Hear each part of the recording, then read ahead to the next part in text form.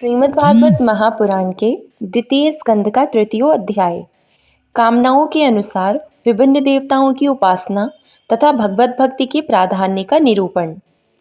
श्री सुखदेव जी ने कहा, परीक्षित, तुमने मुझसे जो कुछ पूछा था कि मरते समय बुद्धिमान मनुष्य को क्या करना चाहिए, उसका उत्तर मैंने तुम्हें दे दिया।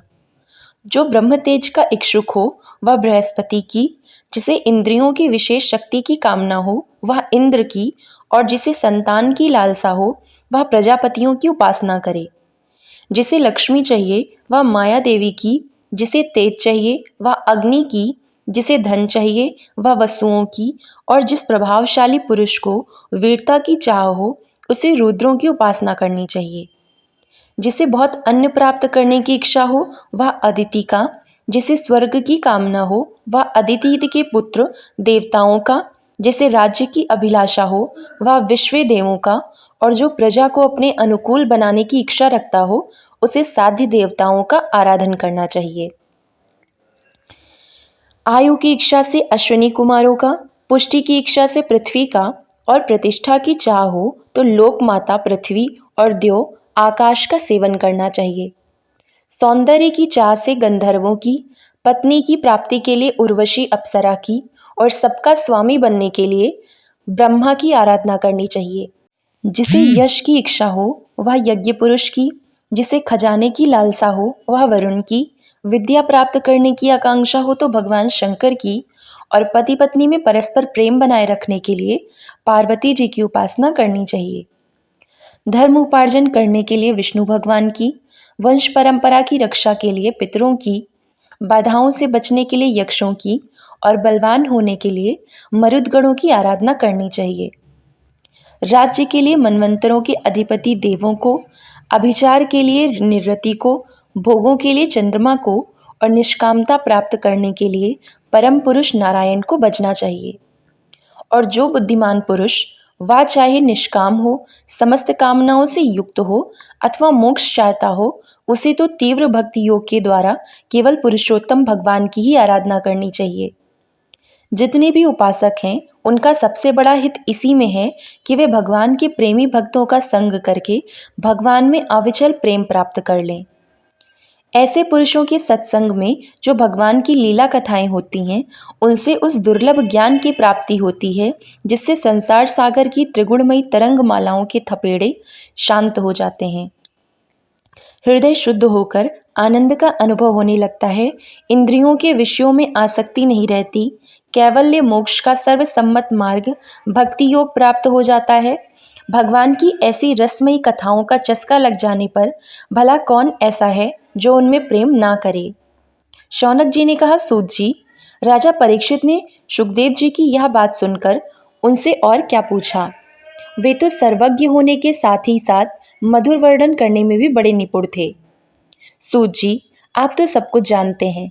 हम लोग उनकी वह बातचीत बड़े प्रेम से सुनना चाहते हैं। आप कृपा करके अवश्य सुनाइए, क्योंकि संतों की सभा में ऐसी ही बातें होती हैं जिनका पर्यवसान भगवान की रसमयी लीला कथा में ही होता है। पांडुनंदन महारथी राजा परीक्षित बड़े भगवत भक्त थे।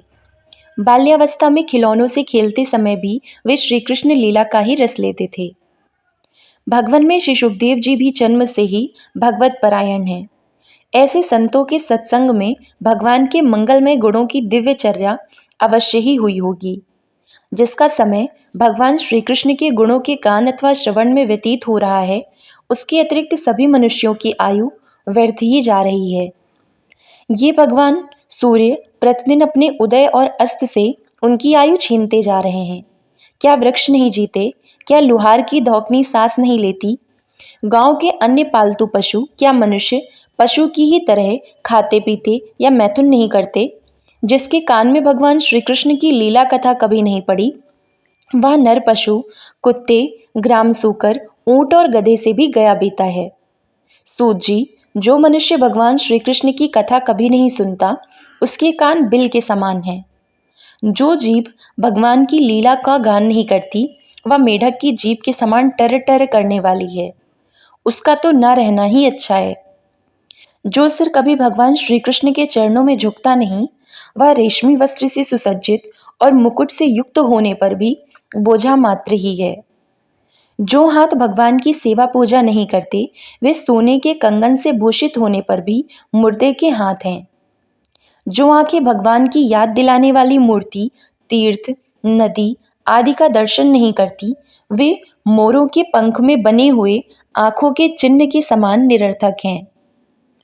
मनुष्यों के वे पैर चलने की शक्ति रखने पर भी न चलने वाले पेड़ों जैसे ही हैं, जो भगवान की लीला स्थलियों की यात्रा नहीं करते।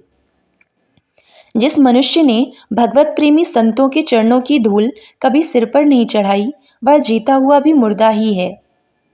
जिस मनुष्य ने भगवान के चरणों पर चढ़ी हुई तुलसी की सुगंध लेकर उसकी सराहना नहीं की, वह श्वास लेता हुआ भी श्वास रहित शव है। सूत जी, वह हृदय नहीं लोहा है जो भगवान के मंगलमय नामों का श्रवण कीर्तन करने पर भी पिघलकर उन्हीं की ओर बह नहीं जाता। जिस समय हृदय पिघल जाता है, उस समय नेत्रों में आंसू छलकने लगते हैं और शरीर का रोम रोम खिल उठता है। प्रिय सूत जी, आपकी वाणी हमारे हृदय को मधुरता से भर देती है। इसलिए भगवान के परम भक्त आत्मविद्या विशारद श्री सुखदेव जी ने परीक्षित के सुंदर प्रश्न करने पर जो कुछ कहा, वह संवाद आप कृपा करके हम लोगों को सुनाइए। इति श्रीमद्भागवते महापुराणे पारमहंस्यायां संहितायां द्वितीय स्कंधे तृतीयो अध्याय। ओम नमो भगवते वासुदेवाय। जय श्री राधे कृष्ण।